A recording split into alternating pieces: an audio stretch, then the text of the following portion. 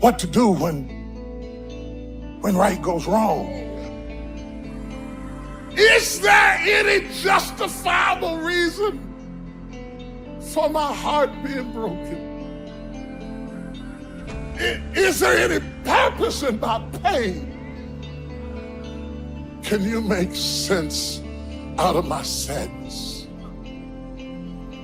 Or did I just go through all of that for nothing? It's about the obstacles. It's about the challenges. It's about the pain that you endure along the way. Stand on the platform, and when that happens, your mind has to immediately shift back, because now you felt and tasted something that you can only get through winning. Are you willing to do it again? If you're willing to suffer, and I mean suffer, your brain and your body, once connected together, can do anything. You have to do the process. The process is non-negotiable. It's just, you have to do it. It's about the grind. Do you have the courage to think? Because if you can think, you can change. You can move, you can evolve, you can grow, you can become. You are one idea away. Your credit is not a problem. Your car is not a problem. Your situation is not a problem. Your thoughts are the problem. As a man thinketh in his heart, so is he. Everything starts in the thoughts you think. You are no better than the thoughts you think. If you think little, you go little. If you think weak, you go weak. What I need you to do is I need you to find a reason to keep going. And if you can find a reason to keep going, I know you're strong enough. Every human has what it takes to get past whatever they're going through, if they decide to. If you want to level up your character, then you need to get out here and do it. That's the game. Go look in the mirror right now. Humble yourself. Stop sitting there with an ego. Realize you ain't shit. You need to be around brave men. You need to be paying attention. Listen to the truth. I wasn't born this way. I absolutely not really made myself this way. And any single one of you men out here can do the same thing. If you're a man, you have duty, you have honor, you have things you should be doing regardless of how you feel. You should get up and do what needs to be done. And to me, those are the individuals that win in life.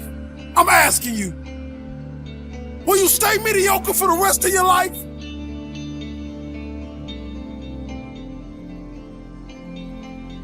Success happens to you not because you desire it, because you earn it. Everybody desires it. It comes only if you're capable of it. You know, we say in yoga, if you keep one eye on the goal, you have only one eye to find your way. That's not a good way to play a game. It's better both your eyes are on the game. The winning the cup and the accolades are things which happen because we play a game well. It's not because we want them, it'll happen. Because we play well, it happens. So it's always best that we keep our eyes, our body, our mind, everything focused on just one thing. That is when a human being functions at his maximum efficiency. If everything is focused in one way, your body, your energy, your mind, everything is organized in just one direction. A person who's going in one direction will go somewhere. A person who's trying to go in 5 different directions will not go anywhere. For one who is seeing this life as a stepping stone for a larger possibility, for him, there is no failure. For one who is looking at the simple events of this life itself as the goal of life, for him, there is failure and success. If you are just seeing this life as a stepping stone for a larger possibility, if you have a good deal, you use that for your well-being. If you have a bad deal, you use that for your well-being. The economy was on the boom when every fool could be successful. When the economy is on the boom, everybody gets carried, isn't it? Now there has been a meltdown. Now it takes something else to be successful. It doesn't matter what the hell happens with your life. If you are seeing this life only as a stepping stone for a larger possibility, then whatever the situation, it is beautiful and very useful. So various situations in your life, either you can use it to make yourself stronger and better, or you can sit and cry. This is the choice you have. Everything. It doesn't matter what happens. The most horrific event happened in your life that also can be used for your growth and your well-being. So the fear of failure. Failure is bad enough. Fear is adding spice to it, isn't it? I'll give you a formula. If you want to know what makes people happy at the most basic level, when your life conditions match your blueprint, when your life conditions are what you're expecting, not your ultimate dream, but when you meet your basic expectations, you're happy. If your life conditions are better than you expected, you're over the moon. If your life conditions don't match your blueprint, your expectations, you have pain. If your life conditions don't match your blueprint and you believe I'm unable to change it, it's something wrong with me, or it's a permanent problem, or it's pervasive, or it's personal, you get into learned helplessness, then you're going to suffer. And so nothing is permanent, not even the body is permanent. Certainly no problem is permanent. Your soul might be the only thing that might be permanent, right? So it's really helping people to understand that when the life conditions change, your blueprint has to change with it. Either if you're not happy, you either have to change your life or change your blueprint, your expectations. Usually it requires a combination of those two. So often what you say people is slighting is their life conditions changed, and then what they were doing wasn't enough to make them feel the way they wanted to feel, and so then they adapted to an old style of coping. They went back to smoking or drinking or eating or yelling at people or whatever the pattern may be. But that's because they didn't continue to grow. And so that's why it's not a static thing with me. I teach people not just, okay, you're going to make these changes in your values. It's like, you got to look as your life conditions change. You're going to make that happen. As you hit different stages of life, you're going to have to make those decisions. And people everybody wants their life to be better, but no one wants to change, right? So we have to keep changing as the life conditions change. We got to update our blueprint, our values, our beliefs, our rules about how to play the game. And we have to update our behaviors to adapt to where the environment is. If you don't do that, you're in trouble. There are many people during COVID who it was the most horrific experience. There are many people that learned to use COVID, not like COVID used them. They grew their businesses, they expanded their mind, they shifted their emotions. They did things they never would have done. Other people gained 20 pounds, right? So it's all a matter of, do you adapt to the life conditions? And do you learn how to learn? Because this isn't a one-time thing. Oh, I did this thing. I went and worked out for a weekend. Now I'm pumped. Well, great. How long is that going to last? You're going to have to continue to use that and have a daily practice. Otherwise, you, of course, go back. And that's the biggest missing thing. I teach people daily practices that can take what they've learned and make it ongoing in their life, as opposed to, wow, I had this great weekend. The big question is, are we letting ourselves become what we wish to become? In this most important subject of association, here are some actions you may want to take. First, disassociation. You may, after a study of those 3 questions, who am I around, what are they doing to me, and is that okay, you may come to the serious conclusion that there are some people you just have to break away from. I'm not saying that it's an easy step to take, and it's not to be taken lightly. However, I am saying it may be an essential task.